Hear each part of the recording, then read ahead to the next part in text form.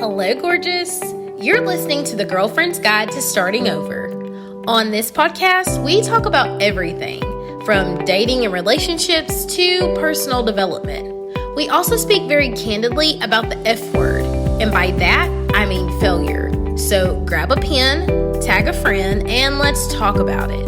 All of it. Undergoing, overcoming, and simply trying to make it through. Hello, gorgeous, and welcome back to the Girlfriend's Guide to Starting Over podcast. If you don't know, I'm your host, Kayla, and I am so excited that you are here. Today's episode is super special because I'm actually live streaming onto my Facebook profile because what I have to say is so important that I wanted to make sure that anyone who could possibly hear it got their hands on it, okay? We are talking about 3 ways that people pleasing is sabotaging your happiness. Now, I know lots of times when we get in that rut, those feelings of burnout, of overwhelm, of anxiety, of feeling like we're being taken for granted, we would like to think that it's everyone else's fault and that they just don't see you for your value or for who you are. But the reality is that we play a role in that.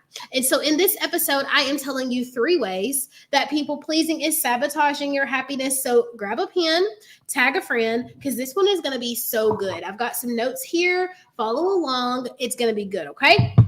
So first things first. We are sabotaging our happiness when we people please because we end up doing a lot of things that we don't want to do, which cuts into the time or ability we have to do the things that we truly desire to do. Like, think about it. When is the last time you would say, oh, I would love to read more. I just don't have time for that. Or I would have loved to go to that game, but I had to do X, Y, Z. We get so caught up in being the savior for people and being the superhero and wearing the cape for people that we do more for other people than we do for ourselves. Now, I don't say this to be selfish. I say this to say your feelings, your desires, what resets you, what restarts you, what gives you rest matters too. And so oftentimes, people will ask you to do something and you know good and well that that is the time that you had set aside to do your devotion or to do your meditation or to go and work out or simply to relax. Like, it is not a crime to put your feet up. I can't tell you, like, I was probably in my late 30s before I realized it's absolutely okay to have nothing on the agenda. But for whatever reason, we are taught from a very young age that action, go, get at it, like you have to be on the go all the time. And so we don't create that space for ourselves. And we end up doing all these things for other people to please them, to make them happy. And then we don't get to do what we want to do. And that leads to those feelings of burnout, of resentment, of not being appreciated. And so the next time where you're like, I don't have time, I want you to look at your plate. We said this before, look at your plate. What is on your plate that you could offload, that you could delegate, that you technically do not have to do? It's just something that you have assumed responsibility for. We've talked in the past about the drama triangle where you have the hero who's the yes guy, and then you have the villain who's the no guy. And it doesn't mean that you're good or bad. In everybody's story, somebody has a story where you're the villain because you just didn't give them what they wanted, right? I have said time and time again that you're the hero, there's a villain. Should you decide to say no, a new hero will emerge. Are you okay with not being the good guy in someone's story? I'll say it again. Are you okay with not being the good guy in someone's story? If that means that, you get your needs met.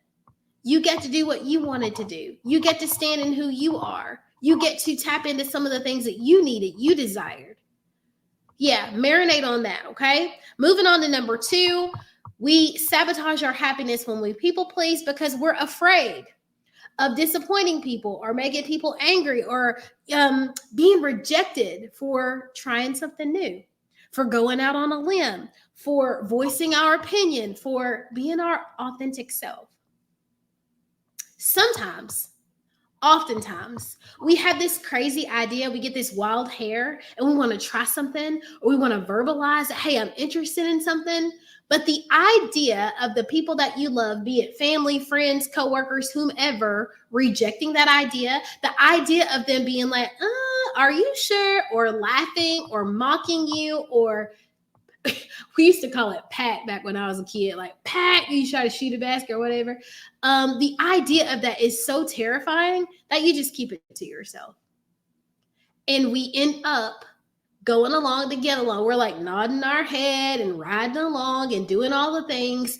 And we live out of alignment with who we truly are or what we truly want because we're so terrified that someone might not agree with us. I want to tell you that's no way to live. It's absolutely no way to live. And I want you to know that as long as you are out of alignment with who you are authentically created to be, you will never truly be happy. It's impossible because you're not fulfilled. Like, you may have all the things, the house, the car, the clothes, the ring, the kids, the picket fence. But if you're out of alignment, there's an emptiness there. Empty. And you will continue searching for it in all of these things. And so you really have to check in and be like, what is it that I want? What is it that I need? And I'm going to be honest with you. I have met with countless people who have no clue. And I dive more into this in my self-discovery call if you need to book one of those with me. But it's like, it's a problem if everything you want is based on what someone else wants or what someone else wanted for you. I need you to really check in here with me, okay? We lose attachment to our main character energy, and we lose that ability to garner true happiness when we're living out of alignment, out of fear of disappointing someone, making someone bad, rocking the boat, right? Like, that is an issue. And then number 3, we sabotage our happiness when we continue to take on more tasks than we can possibly balance, and your plate gets overloaded. It gets overloaded. You're like, oh, somebody needs to coach the boys football team. Okay, I got that. Somebody needs to be the cheerleader sponsor. Okay, I got that. Somebody needs to be over the PTO. Okay, I can do that. Somebody needs to pick up another shift. I got it. We need a representative for this. Okay, pick me. Every single time you say yes to you or yes to someone else, in some facet, you are saying no to yourself. You do not have to say yes to everything. I am so sincere when I said that I started to weigh my yeses and my nos. My yeses, I make them really count. And when I say no to something, I mean it. That makes my yeses more meaningful. Sometimes I just cannot fit that in my schedule. Sometimes I cannot make that align with where I am in life. Sometimes it just doesn't fit. And I was so used to be like, I got it, and I'll figure it out later. We say that a lot as entrepreneurs. We're like, just say yes and you can figure it out later. That's really good advice maybe in the early days, but at some point you have to be like, I want to say yes, but does this align with who I'm trying to be and where I'm trying to go? And does this serve me and my family? And it's not all about being self-serving, but if you don't put you on the table, if you don't put you on the menu, if you don't put you at the forefront, who will? Stop expecting you out of other people. That's one of our biggest problems, especially if you're an empath and you have this big bleeding heart. We expect everybody to treat other people the way we treat people. And then we're burnt out and resentful and we're overwhelmed and we're stretched too thin and we feel like nobody cares about us and you're depressed and you're like, how am I going to move forward? I can't even call out. I can't take a day off. I can't. And that's not true. The truth is you have to do it anyway. Even when it's uncomfortable, even when it feels really bad, you have to put yourself first because we teach people how they treat us. And so lots of times that feeling of nobody cares, nobody hears me, nobody sees me is because you have taught them that you go on the back burner. You are not a side piece, baby. You are roast. You are chicken. You are the turkey. You are prime rib. You're not mashed potatoes or rice or broccoli or any of those side things. And you have to start treating yourself that way, okay?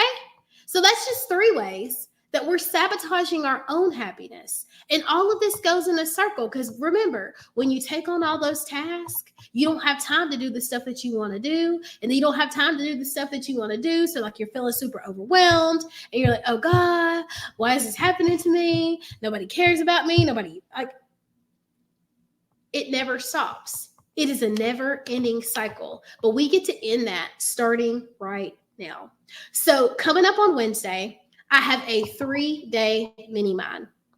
3 days. I'm going to be giving you all of my secrets. I'm going to teach you how to go from burnout to boss in 3 days flat, okay? I'm going to give you the cheat code. I'm going to teach you all about the people-pleasing types. Did you know there's like 5 people-pleasing types? I'm going to teach you what people-pleasing is all about. Like, why are we people-pleasing in the first place, sis? Then I'm going to give you my 3-step strategy to get over people-pleasing. I'm going to teach you what to do with those emotions of guilt and anxiety and that discomfort that comes with saying no or not showing up in the way that you're used to showing up in. You have nothing to lose except for all of this stuff that you don't want to feel anyway. I can't think of a reason in the world why you would stop. And if you could do this alone, you would have already done it. So come hang out with me. I literally have 8 seats left. 8 seats left, and the price goes up tomorrow. For those of you who say yes, hey, shout out to those of you who've already joined. For those of you who say yes, I'm also going to put you into the Boundaries Bootcamp Telegram chat so you can get all of that information on how to set appropriate boundaries, but only if you join between tonight and tomorrow, because we are starting Wednesday and it's going to be so good. And I don't want you to miss it, y'all. Like, this has been life-changing for me, and it is my moral responsibility to pass it on. So get in here. I'll drop the link. I love you. I want the best for you. If you have any questions, reach out to me on social, send me a DM, or drop Overcome, and I'll send the link directly to you. So you don't even have to tell everybody that you need to get in the People Pleasing Boot Camp or whatever, okay? I love you and I want the best for you, and we will chat in the next one. Bye, girl.